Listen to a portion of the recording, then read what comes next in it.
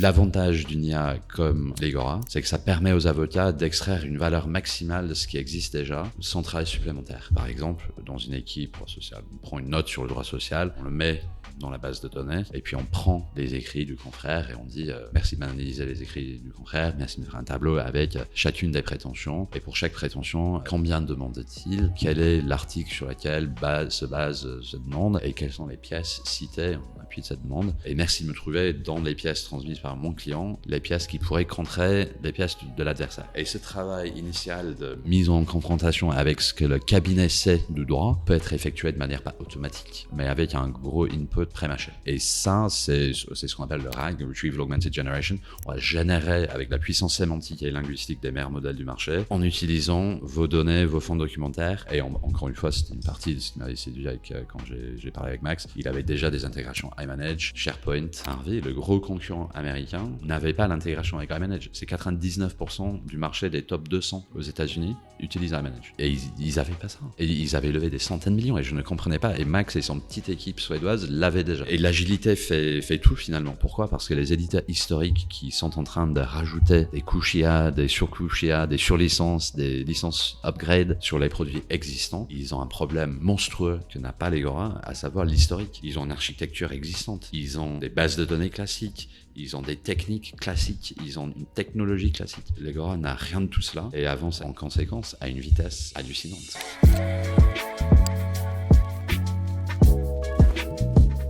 Salut Jonathan, tu vas bien ? Salut, très bien, merci. Très content de t'avoir. Tu représentes l'Agora en France, oui. Un outil d'intelligence artificielle qui a fait beaucoup parler de lui dernièrement, dédié aux professions juridiques. Alors tu vas me le présenter mieux que ça et on va aller un peu plus dans le détail. Mais globalement, j'ai vu que... Enfin, on avait discuté il y a quelques mois, je trouvais déjà que... Alors moi, ça me touche beaucoup parce que je fais des sites web pour les cabinets d'avocats et donc la brand, l'Agora, était vraiment différente. Il y avait un vrai travail de design et du X et du UI et l'outil que tu m'avais présenté m'a bluffé à ce moment-là. Entre-temps, la boîte a explosé en termes de levée de fonds. Vous avez levé 80 millions. La boîte est suédoise, mais vous avez des vraies velléités à aller inonder le marché européen.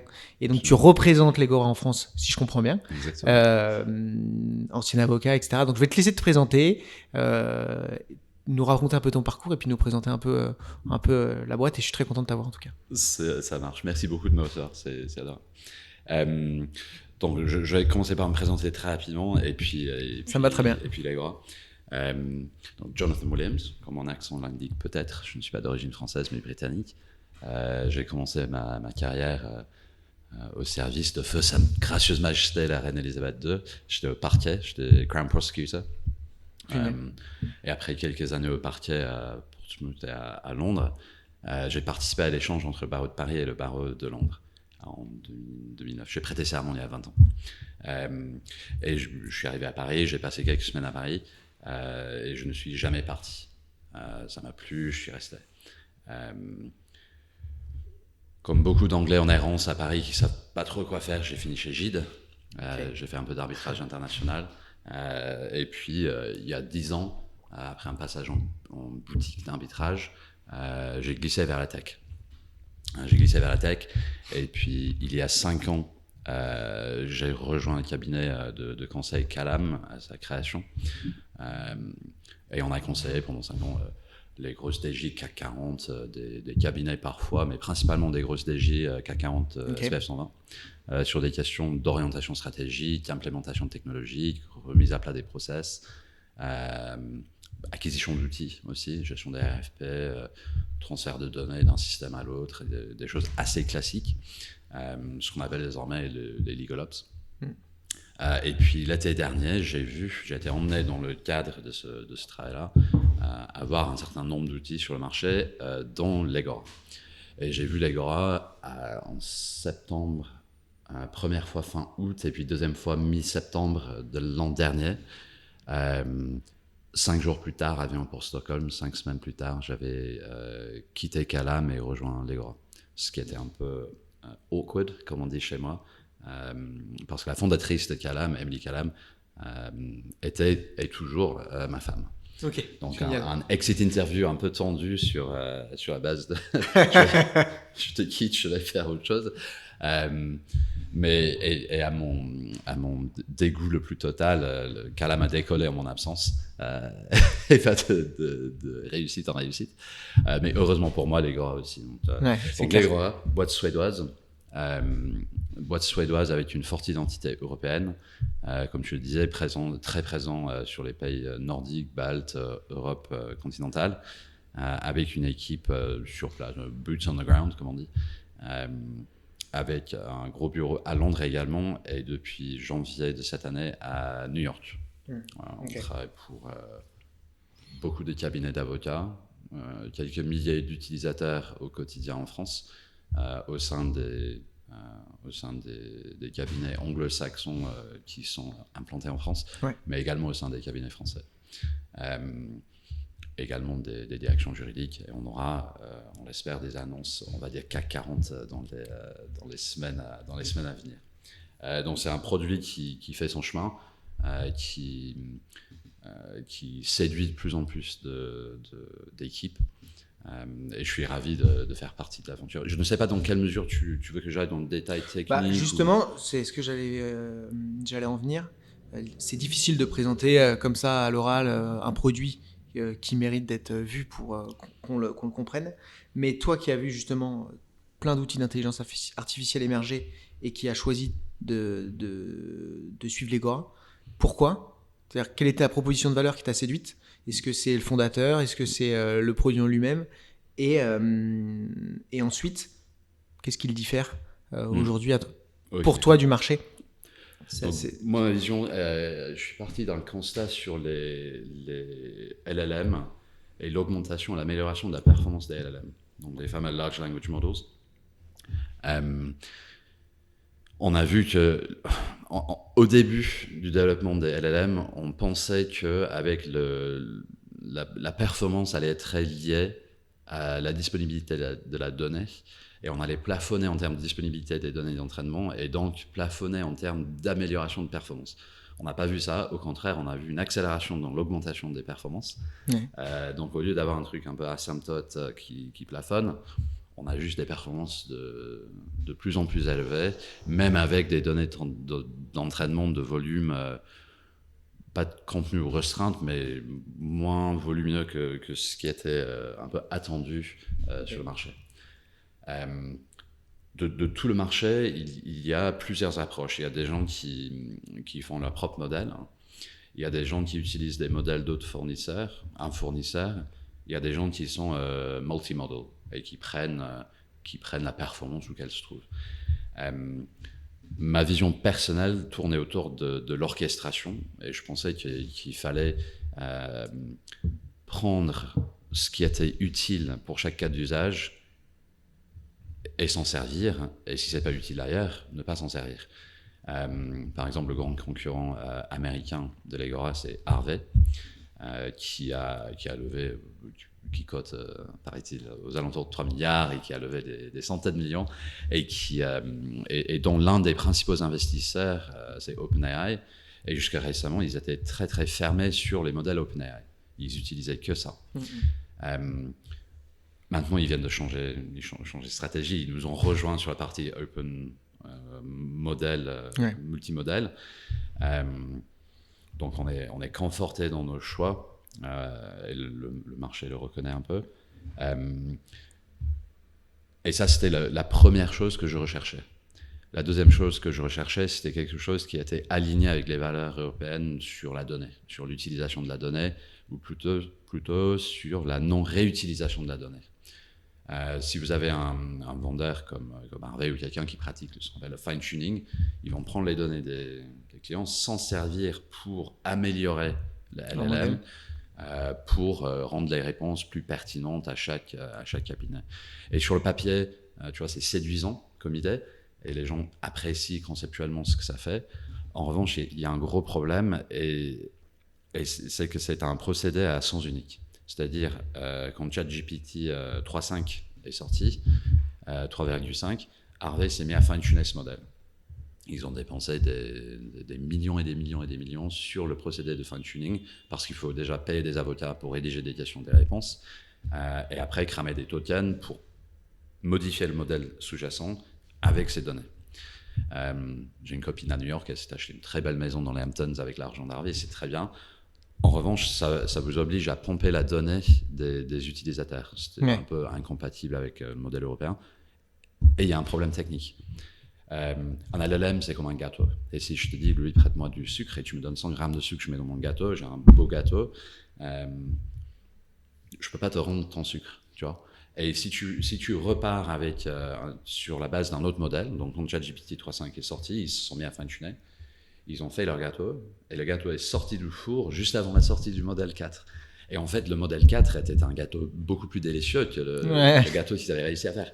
Et on ne peut pas défaire, on ne peut pas enlever le sucre et le remettre dans l'autre. Donc okay. C'est vraiment un procédé technique qu'il faut recommencer à chaque fois qu'il y a un nouveau modèle qui sort.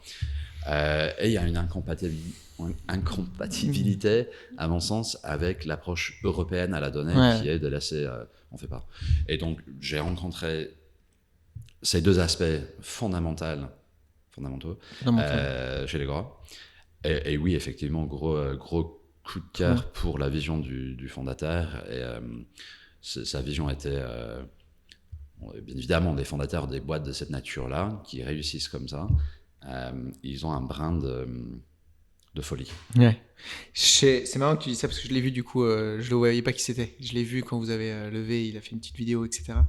Je crois que c'est lui, qui fait très geek, mais dans le bon sens. D'ailleurs, être geek aujourd'hui, c'est une forme de.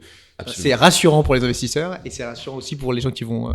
Mais j'ai senti qu'il avait une vision très long terme. Et c'était quoi sa vision pour toi? C'était ce volet sécuritaire, ce volet gestion de. Enfin, je m'ouvre plutôt au modèle et je vais piocher les meilleurs modèles. Et pour autant, je bloque le truc. Et c'est quoi ce grain de folie? C'est quoi le petit truc que tu t'es dit? Parce que toi aussi, si je peux me le permettre, t'as un petit grain de folie tu vois, dans ta com, dans ta manière d'être. T'es toujours très enthousiaste, toujours. On a l'impression que t'es à fond. Et c'est génial. Et qu'est-ce qui, toi, parce que en tant que fondateur de boîte, ramener des personnes qui ont ce même grain de folie, il faut les séduire. Qu'est-ce qui, toi, t'a séduit?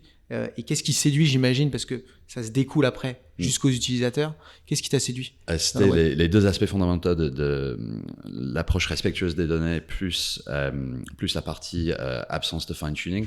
Et la prolongation de ça, l'absence de fine-tuning, c'est plateforme. C'est une plateforme. Donc les LLM, la performance des LLM, c'est ce qu'on appelle le layer LLM. Et la valeur de l'intelligence artificielle sera captée, on pense, par la couche applicative, pas par la couche sous-jacente. Les tokens d'LLM seront éventuellement à terme assez fongibles. La performance d'un modèle ressemblera éventuellement un jour, c'est pas encore le cas. Mais on tend vers ça, oui. On tend vers ça peut-être, et c'est la couche applicative qui va capter la valeur. Ça veut dire quoi? Ça veut dire la personne qui est en mesure de déployer une interface qui est performante, techniquement robuste, sécuritaire, tout ce qu'on veut, et qui permet aux avocats la meilleure interaction possible avec la puissance brute qui est cachée. C'est dans un serveur. Bien sûr. Ni toi, ni moi, personne ne lit le code de machine. On a des compilers pour aller de Java ou Python vers autre chose. Et ça, c'était vraiment l'approche plateforme. Il avait une vision très long terme, mais c'était la combinaison de ce qui avait déjà été fait et la vision long-termiste. Il a 25 ans prochainement. Tu vois, il a 24 ans là maintenant. Il a 25 ans prochainement. Il est sorti de fac avec une idée et une techno qui lui est tombée du ciel comme ça. Et comme beaucoup de gens, il a été très enthousiaste. Il a agi très rapidement. Il a... au moment où je lui ai parlé, ils étaient 15 personnes. Janvier de l'an dernier, ils étaient 5. Ils étaient 15 quand on s'est parlé pour la première fois. Et je voyais qu'ils allaient aller loin. Pourquoi je dis ça? Parce qu'ils étaient 15, ils étaient déjà certifiés ISO 27001, ils étaient déjà certifiés SOC 1 type de... Enfin, vraiment des choses assez lourdes. C'est clair. Ils faisaient du pen testing régulièrement. Et pour une petite équipe, je trouvais ça fabuleux. Enfin, on a vu des acteurs historiques du marché français annoncer une certification ISO 27001 en cours, là, les gens qui existent depuis bientôt une décennie. Donc je pensais que cette approche, c'était fabuleux. Ouais. Et ça, plus sa vision long-termiste on va intégrer tous les systèmes. Chaque interaction sera à terme sur la plateforme Legora. J'ai de suite compris le modèle, pas commercial, mais l'approche fonctionnelle, comment travaillent les gens. Et je trouvais que pour quelqu'un qui avait son âge, c'était une réflexion très mature. Et c'est pas je suis pas jeunophobe ou que sais-je, commence à avoir l'âge, je pourrais l'être, je pense, mais parce que je fais plus partie de cette catégorie, malheureusement pour moi. Loin de là, mais je pense que sa réflexion était mature et j'ai compris que ça allait bouger vite. Et donc j'ai bougé vite. Trop bien. Non, mais tu vois, c'est intéressant parce que tout le monde course tous les LLM et tous les acteurs disent mais nous on a le meilleur, nous on a le meilleur, on a la meilleure réponse, on sort la meilleure réponse, mais en fait on s'en fout parce que de toute manière déjà vos utilisateurs ils savent pas utiliser votre outil. Et donc c'est un peu ce que j'ai vu quand tu m'as montré le truc, c'est de me dire ça se voit qu'ils cherchent à s'imbriquer dans le workflow des cabinets plutôt que d'aller dire nous vous verrez la réponse, on sort la petite jurisprudence que personne n'a vue. Alors qu'en fait, de toute manière, les mecs, ils savent la chercher. Ils ont juste besoin d'imbriquer, d'appliquer, d'adapter leur workflow. Et au lieu de l'adapter, vous avez l'impression que vous êtes en train de vous adapter et de vous imbriquer à ce qu'ils sont en train de construire. Donc, si tu veux, on peut parler des fonctionnalités, mais globalement, j'ai l'impression que vous vous imbriquez de plus en plus sur les outils Microsoft. De moins en moins, on aura besoin d'aller sur Legora, mais en fait, on va pouvoir aller directement de nos outils de tous les jours. Et il y a une espèce de double interface. À la fois, je m'adapte à où est-ce que je travaille, et à la fois, parfois, il faut que je rentre dans l'outil pour aller plus loin sur certaines recherches. Absolument. Donc, aujourd'hui, on a 3 choses principales. Et oui, comme tu le disais, il y a des gens qui disent ouais, on va trouver la perle rare, on va trouver ça, ça et ça. Ils parlaient de jurisprudence. Nous, on n'est pas éditeur juridique. Ça, c'est clair. L'accès à la donnée est une question pérenne en France, open data et tout ça. Donc nous, on a les sources juridiques qui sont déjà disponibles. On a l'AJ-France, Cour des casses, tout ce qui est disponible. À terme, quand tous les cours d'appel de France seront à la page avec Open Data et la France est vraiment à la pointe en matière d'Open Data par rapport aux voisins européens parfois, et surtout par rapport à chez moi en Angleterre. Quand tout ça se sera fait, on aura les mêmes jurisprudences que tout le monde. Et le gap disparaîtra. Tu parlais de la meilleure réponse, etc. Ça revient à ce que je disais sur le modèle. Là, au moment où on se parle, on est mi-juin. Anthropic a annoncé Sonnet 4, son dernier modèle, le 22 mai. C'était disponible sur l'API le 29 mai. Et c'est disponible déjà depuis une semaine sur notre plateforme. Donc les meilleures performances du marché arrivent vraiment très rapidement. Et c'est ça l'objectif fondamental pour nous. Et comme je le disais, d'être vraiment au plus proche de là où les avocats et les juristes d'entreprise travaillent. C'est-à-dire dans leurs emails, dans leur plateforme web et dans leur Word avec un add-in. Aujourd'hui, les 2 interfaces principales, c'est le web et le Word, le complément Word. Sur la partie web, on va avoir une interface chat que tout le monde reconnaît, qui ressemble physiquement à un chat GPT, un petit textbox et tout, mais c'est totalement agentique et autonome. Il peut y avoir une quinzaine, une vingtaine de petits agents IA qui font des choses diverses et variées en arrière-plan. On balance 30 contrats de prêt, on dit merci de m'analyser ce contrat, ça va trouver le template d'analyse dans la base, ça va mettre tous les contrats dans le template, faire l'analyse, sortir les résultats de l'analyse et puis rédiger, analyser, lire et dire sur les 30 contrats, un tel a un taux de remboursement qui nous semble aberrant parce que c'est vraiment très très puissant et parfaitement ça va jusqu'à l'autonomie. Ça peut générer de la documentation, des projets, gestion de vie corporate, merci de me mettre à jour ce PV d'AG d'appro de compte avec l'alias fiscal ci-jointe avec le PDF. Ça fait des choses utiles. Dans la partie chat, la partie grille d'analyse, c'est ce qui séduit le plus les équipes M&A, audit, etc. On peut analyser 10 000 contrats en 5 minutes. Et la valeur ajoutée de l'avocat, en fait, revient sur le devant de la scène. C'est pas du tout un remplacement, c'est un remplacement de tâches pénibles, chronophages, etc. Mais la valeur ajoutée d'un avocat, par exemple, pour prolonger l'exemple de l'audit, ce n'est pas de passer du temps à tourner les pages des contrats et de trouver « Ah, ça c'est la clause de modification de contrôle » ou « Ah, ça c'est le… » C'est pas ça. Sa valeur ajoutée, c'est de savoir pourquoi c'est important pour son client, de savoir qu'il faut poser la question, et puis l'implication, le déploiement de cette stratégie juridique sur le fond documentaire. Maintenant, c'est la TAC qui le fait. Ça peut être les juniors qui supervisent le tech stack, mais c'est plus envisageable, ni pour les DJ, ni pour les collabs, de passer 6 semaines à faire du page turning sur une masse documentaire. Enfin, c'est à dégoûter les collabs de la profession. Le client est chouine. Et le client, il veut bien payer de l'argent. Enfin, c'est pas un problème. Ils ont le budget qu'ils ont. Ils payent l'argent qu'ils ont à payer. Ils veulent une réponse rapide, d'autant plus. Ils veulent une réponse aussi rapidement que possible. Ils veulent aller vite et ils veulent faire confiance. Ils veulent passer du temps avec leur avocat. Et c'est ce qu'on a vu, et je l'ai vu dans d'autres domaines chez Calam, le recrutement. On avait plein d'écrits à faire en anglais. On demandait des choses en anglais pour les gens qui candidataient. Et du jour au lendemain, sorti de ChatGPT 4, ce processus ne valait plus rien. Tout le monde avait un CV parfait, tout le monde avait une lettre de motif. On ne faisait pas CV ou lettre de motif, mais tout le monde avait des écrits en anglais parfaits. Et on arrivait en bout de course et on disait oui, viens déjeuner, on voit si un petit fit check. Et ils venaient dans nos locaux et ils étaient plutôt en mode ah yes, I speak easy English, et c'était une cata. Donc on a dû remettre l'humain au cœur du processus parce que l'IA a permis aux gens d'un peu contourner ce qu'on avait mis en place et c'est la même chose pour les cabinets. C'est la même chose pour les cabinets. La partie un peu chronophage, documentaire, ce que je faisais moi, donc j'avais un nouveau dossier d'arbitrage. Voici 30 000 pages en 3 cartons, 4 cartons.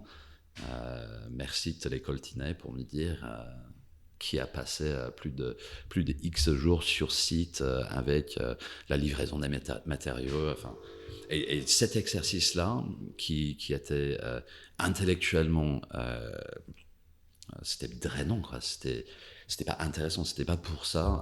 C'était pas pour ça que moi j'avais fait mes études. Moi j'avais fait mes études pour plaider, pour être dans l'arène, pour faire des choses intéressantes. Et pas pour tourner des pages. Oui, il faut préparer ses dossiers, mais si on peut se passer cette partie-là et passer plus de temps sur la strat, sur sa plaidoirie, sur son analyse, discuter avec les clients, rassurer les clients, et on voit que ça revient, on chasse la nature, ça revient au galop. On voit que cette partie très humaine de la profession revient, et c'est un peu contre-intuitif, et c'est réjouissant. Je pense que je suis très, très… Comme tu disais, oui, je suis très optimiste et enthousiaste sur beaucoup de choses. À la maison, on m'appelle The Golden Retriever, avec un enthousiasme permanent. Et c'est exactement ça. Et je suis comme ça pour la profession. Et l'avenir de la profession a l'air d'y a également. Je pense que l'illustration que je prends toujours, c'est le paradoxe de Jevons, il était un économiste industriel, au tournant du début 20e, début du 20e siècle, révolution industrielle en Angleterre, on manquait du charbon. Le gouvernement a payé des scientifiques des fortunes pour inventer des chaudières plus efficaces, etc. Diviser la consommation par 2 pour générer une certaine puissance en vapeur, et puis il manquait toujours du charbon. Et puis une nouvelle génération, et il manquait du charbon. Et le gouvernement ne comprenait pas. Ils ont mandaté cet économiste pour étudier la question, et la réponse était simple. Plus tu augmentes l'efficience de la consommation d'une ressource première à l'unité, plus tu augmentes sa consommation au global. Pourquoi ? Parce que les cas d'usage qui étaient économiquement non viables avant deviennent économiquement viables. Même chose avec le pétrole. Le baril augmente. Les fameux tar sands au Canada, on scrape de la terre un peu bouée. C'est un procédé cher. Mais si le baril est au-dessus de 150, ça vaut la peine. Si ça descend, ça vaut pas la peine. Même chose avec les avocats. Ouais. Trop bien. Moi, j'ai remarqué quand même un espèce de phénomène. De plus en plus, donc il y a eu effectivement un grand enthousiasme sur le marché. Les avocats commencent à prendre le pli sur les outils, etc. Et puis il y a une espèce de petite redescente, je ne sais pas si tu l'as ressenti, en disant au final, ça n'a pas tout changé non plus. Ou alors, il y a eu une peur qui s'est développée où finalement, ils se sont dit, en fait, c'est bon, on va continuer de bosser, etc. Ouais. Et il y a eu j'ai l'impression, alors peut-être moins chez les jeunes collaborateurs, mais une baisse d'utilisation des outils d'intelligence artificielle. Au final, ça a fait une belle montée, puis après une petite redescente sur l'utilisation. Qu'est-ce que vous remarquez chez vos utilisateurs? Est-ce que ça se décline bien? Et d'ailleurs, autre question, c'est à qui ça s'adresse, l'Egora, très concrètement? Est-ce qu'un petit cabinet a un intérêt à aller souscrire à un abonnement, ou est-ce que c'est quand même un certain coût et c'est dédié à des grands cabinets? Et est-ce que vous arrivez à voir si le taux d'utilisation continue d'augmenter ou si c'est assez stagnant? Qu'est-ce que tu remarques, toi? Plusieurs choses. Oui, ça vaut la peine pour les petits et les grands. Oui, le taux d'utilisation augmente chez nos utilisateurs de manière permanente. Et on remarque un niveau d'utilisation sur les mêmes fonctionnalités qui augmente. Et à chaque fois qu'on introduit une nouvelle fonctionnalité, les gens le prennent de suite. Okay. Ils se l'approprient. Okay. Se l'approprient. Assez rapide. Ouais. Très rapidement. On a une approche que, de manière très informelle, on appelle la première dose est gratuite. Les gens deviennent très rapidement accros à l'Egora. On n'a pas vu de baisse. Je reconnais en revanche effectivement le phénomène que tu décris dans le marché dans son ensemble. Cette petite bulle qui a duré, je pense, toute l'année 2023. Et puis, à partir début 2024, on est sur cette petite redescente comme ça. Mais en revanche, depuis début de l'année, là, les choses sérieuses ont vraiment repris. Et ça a été en deux phases. Donc, la première phase, c'était quoi? C'était le phénomène du nouveau. Et là, tu parlais de marketing. Je ne sais pas si tu as vu à l'époque le site web de Harvey. C'était une merveille. C'était mystérieux. On ne savait pas ce que c'était. Il n'y avait pas de formulaire, il n'y avait pas je me souviens, mépris total pour les mentions légales, il n'y avait pas de mention, il n'y avait pas d'email, il n'y avait rien. C'était complètement secret. Personne sur LinkedIn avait ce nom. Ça n'existait pas. C'était très difficile, très confidentiel. Et c'était comme, j'en sais rien, une nouvelle boîte de nuit à Paris. Il faut être coopté pour passer la porte. Enfin, c'était vraiment... Club privé. Exactement. C'est plus difficile qu'un club privé. J'en souviens. C'était vraiment cette approche secret. Et ça marchait de tonnerre. Il y avait des gens qui s'appelaient, tu les connais, tu as commencé à utiliser, tu peux me les présenter. Et c'était les associés qui se passaient l'email sous le manteau, sous la table, à leurs copains dans d'autres cabinets, etc. Et c'était vraiment cette approche-là qui a perduré jusqu'en 2024. Et puis après, la concurrence est arrivée, l'Egora est arrivée, et ça les a forcés à un peu sortir du bois en termes de marketing. Et là où notre marque se différencie, on est vraiment ouverte. Tu as dit sur le site, c'est coloré. Le rebranding a été une réussite fabuleuse. C'est vraiment c'est vivant, c'est ouvert. On a une forte communauté d'utilisateurs et d'utilisatrices qu'on fédère autour du produit. On est des gens sérieux, on fait des choses sérieuses sans jamais se prendre au sérieux. Et je pense que nos clients nous le font remarquer régulièrement. Ils deviennent assez proches de l'équipe. On a une approche comme Palantir, le gros defense tech américain, qui fait beaucoup de forward deployed engineers. Ils mettent des gens chez des espèces de détachements semi-permanents. On fait ça avec nos clients. Donc je passe le gros de mon temps, et j'y vais après, dans des cabinets parisiens où je m'assois avec l'équipe M&A, qui a un nouveau projet qui arrive. Ils sont là, oui, on est sur projet Ruby, des noms de code, comme on les aime. Voici le client, voici l'Egora, notre partenariat, on va vous aider à aller vite dans ce dossier parce qu'il y a un closing, machin. Et j'adore ça, ça me permet de garder un petit pied dans le cabinet. Et je pense que le marketing et la marque et notre manière de travailler, c'est plusieurs facettes de la même approche. Et je pense, réponse très d'avocat, je m'étale sur tout, alors que ta question c'était plutôt sur à qui ça s'adresse. Oui, tous les professionnels du droit, on a une réussite certaine avec les avocats, les cabinets. Les directions juridiques, une facilité plus grande avec l'aspect modèle. Pourquoi ? Parce que je suis conscient que parfois je débarque dans le bureau d'un associé avec une proposition de valeur de merde à ses yeux. Pourquoi ? Parce que je lui dis, écoute, tiens mon grand, tu vas me donner 50K, 100K pour un an pour que tu puisses facturer 500K en moins. Il me met à la porte avec des coups de pied aux fesses. Et c'est normal. Si les cabinets dépendent de leur facturable, dépendent de la facturation au temps passé, et ne souhaitent pas modifier son modèle, ne souhaitent pas forfaitiser, par exemple, un pan de ses services, c'est pas la peine. Enfin, c'est clair. Il y a des choses qui vont aller plus vite, il y a des tâches qui ne seront plus effectuées. Si pour le moment, ces tâches sont très très rentables, et vous n'en avez pas d'autres à proposer à vos clients, c'est pas la peine de m'appeler. Ça, c'est très français ou c'est où tu as remarqué que même anglo-saxon Non, le marché français est très innovant. Le marché français est très très innovant. Il y a l'open data, il y a des initiatives du commission IA éthique du barreau de Paris. J'étais avec le barreau de Lyon hier pour la journée innovation. Enfin, il y a des gens qui construisent des modèles, qui ont des sandbox fermés, des trucs offline, mais vraiment, il y a beaucoup d'innovation dans le barreau. Vous avez, de par la structuration des professions juridiques, je dis bien des professions juridiques en France, vous avez bien des différences à l'égard des anglo-saxons. L'exemple classique, il n'y a pas de différence en Angleterre entre lawyer et in-house lawyer.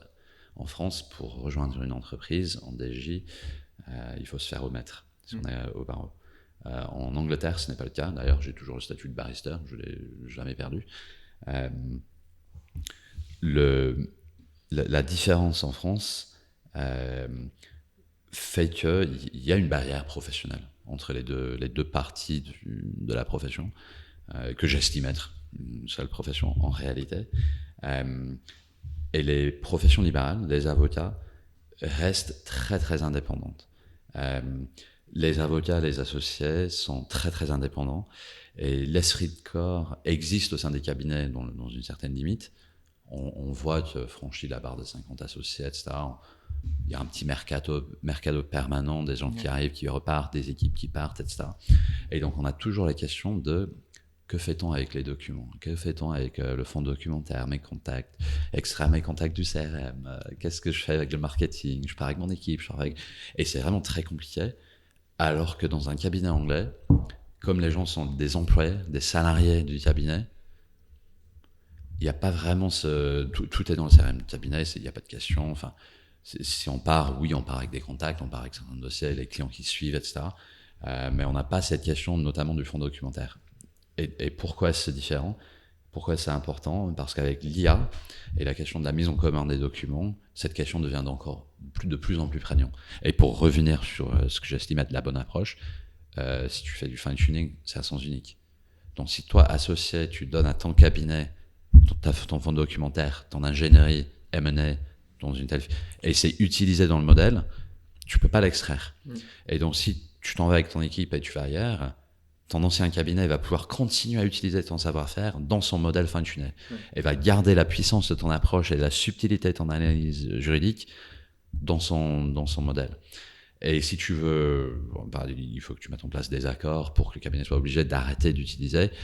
Concrètement, ça veut dire quoi ? Ça veut dire que si un associé sur 50 se barre, ce qui arrive sur 50 tous les 2 ans, il faut tout supprimer et recommencer les fine-tuning du modèle avec les 49 restants ou les 49 plus le prochain qui arrive. Et donc, ça devient un travail technique en permanence, techniquement complexe, cher en token, une question de gestion de la donnée qui est un peu touchy. Donc, le fine-tuning en cabinet, c'est séduisant sur le principe, je comprends. En revanche, il y a beaucoup de difficultés pratiques avec les arrivées et des départs, et mentalement, émotionnellement, psychologiquement pour les associés qui versent dans un... Et encore une fois, c'est comme un gâteau. On ne peut pas partir avec son sucre pour en refaire un ailleurs. Mais je pense que l'aspect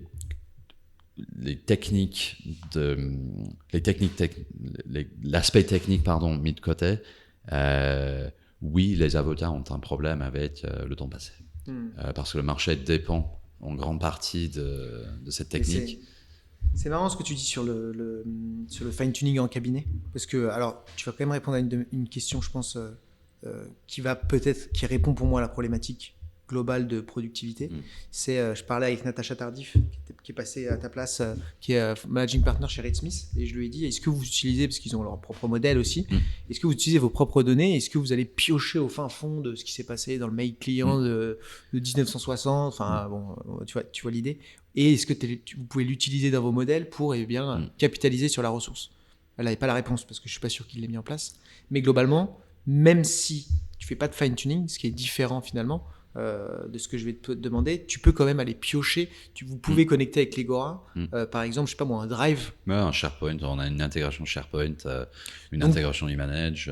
On peut capitaliser Drive, sur son travail, mais, et ça, moi je pense que tu as raison, enfin, moi, là, tu vois, j'y avais pas pensé, mais la manière dont tu amènes les choses sur aller entraîner un modèle en interne, de toute manière, t'as raison, tous les 2 mois, il y a un nouveau modèle qui sort qui est toujours plus puissant. Donc à mon sens autant capitaliser sur ce qui existe et simplement connecter ce qu'on a en interne. Bien et sûr. Puis toujours finalement le modèle va suivre quoi. Exactement, et en fait il n'y a rien de neuf sous le soleil, enfin finalement ça revient à structurer la donnée, comme tu dis, piocher au fin fond des emails de 1900 whatever. Déjà à quoi bon, oui, et deuxièmement il faudrait, ça implique que l'avocat ait indiqué quel email est pertinent parmi tous les emails, parce que dans les emails il y a quoi, il y a les projets. Il y a les projets V1, V2, V17, VDEF, V final, celui-ci, V final, closé, pas l'autre. Donc c'est bourré d'erreurs quoi.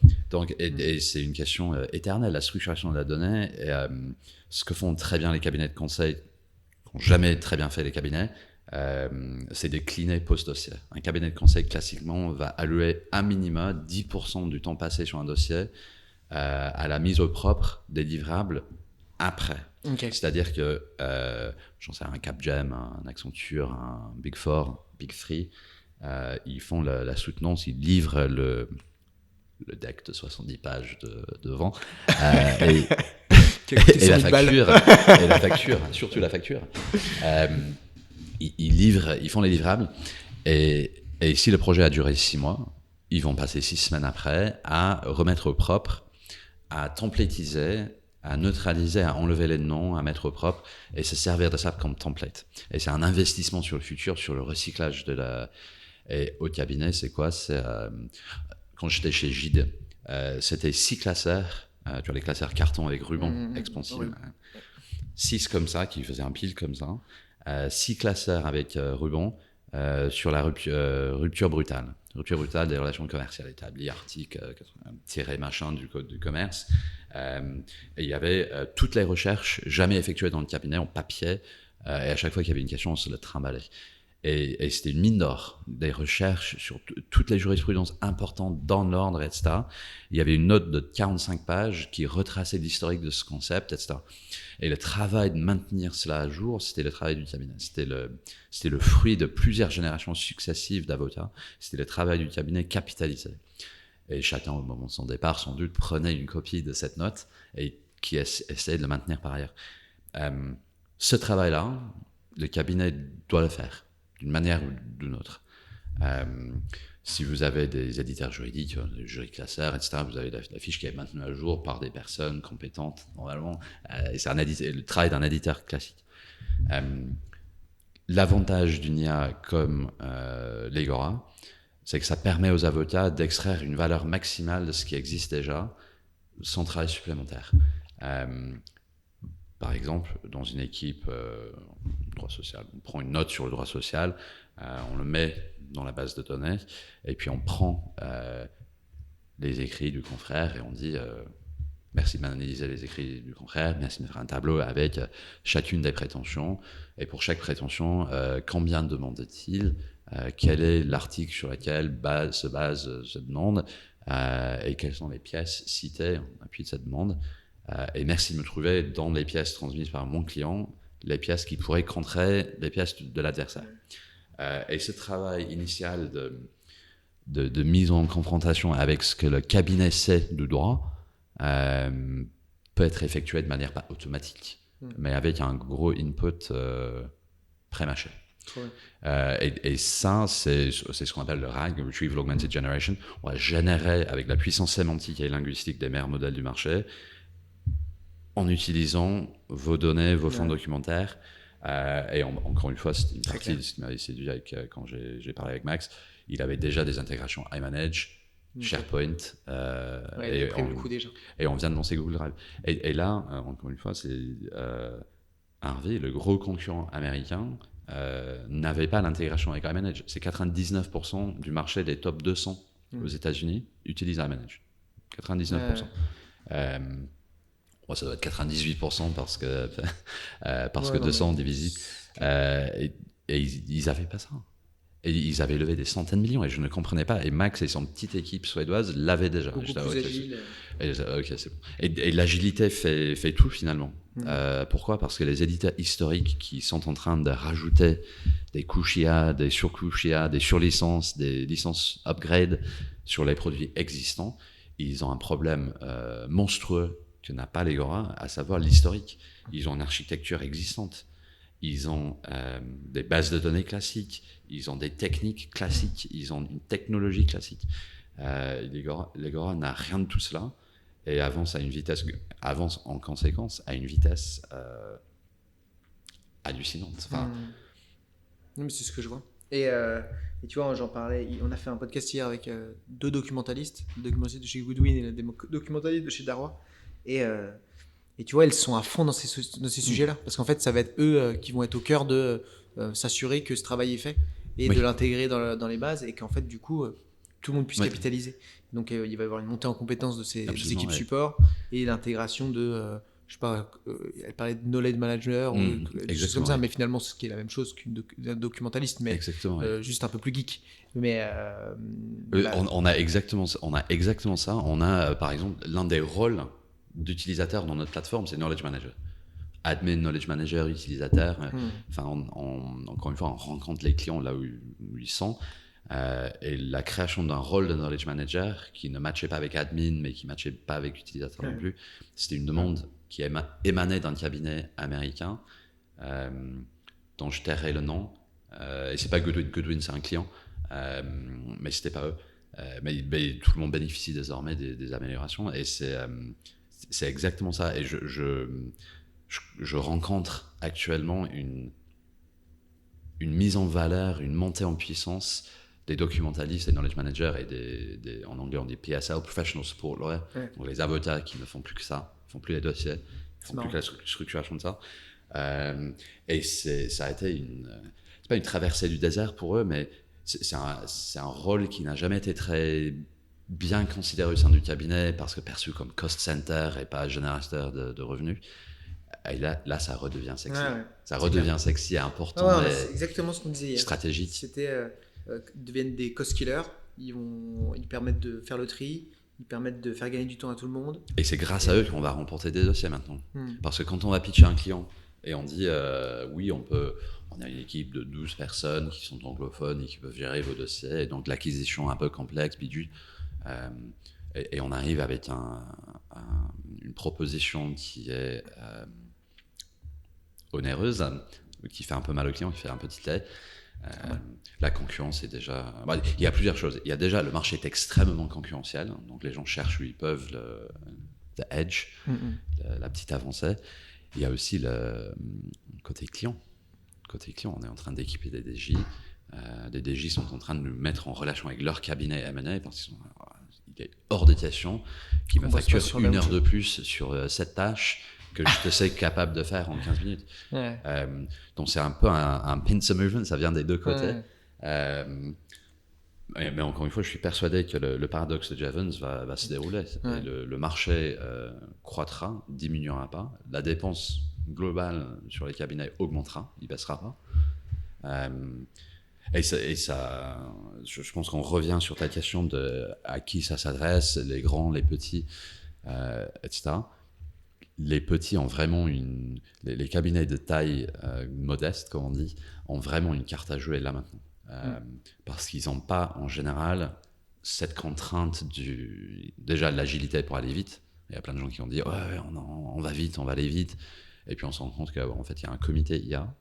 Et on est mi-juin et les associés sont en vacances à partir de juillet et puis d'autres à partir d'août. Ils ne seront pas équipés avant décembre, quoi. Non, on commence la phase pilote en décembre et puis ils votent et puis c'est pour le budget de l'année prochaine. Et puis donc, dommage. Les petits peuvent aller très très vite.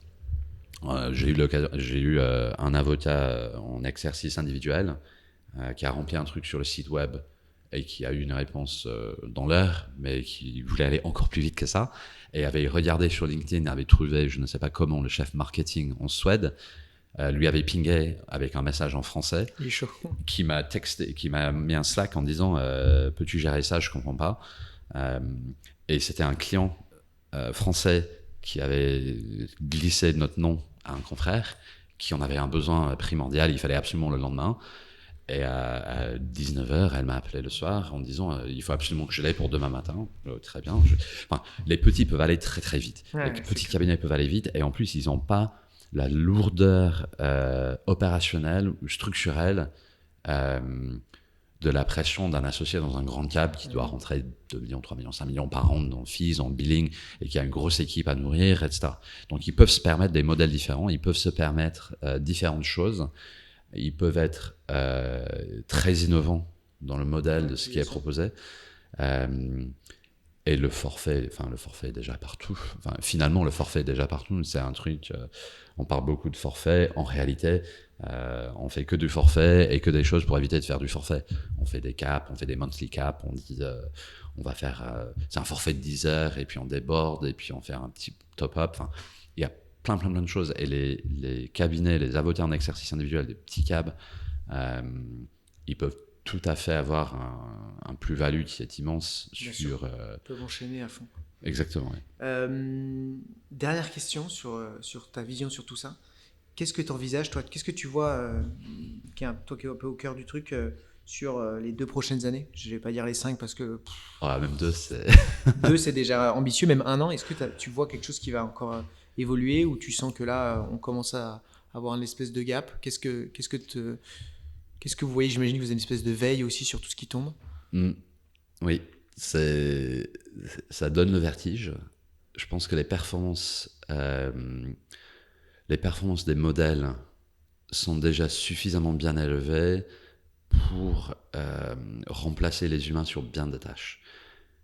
Notre benchmark, on a plusieurs milliers d'évals privés. On a un benchmark où on teste chaque amélioration sur les performances avant de le mettre sur notre plateforme.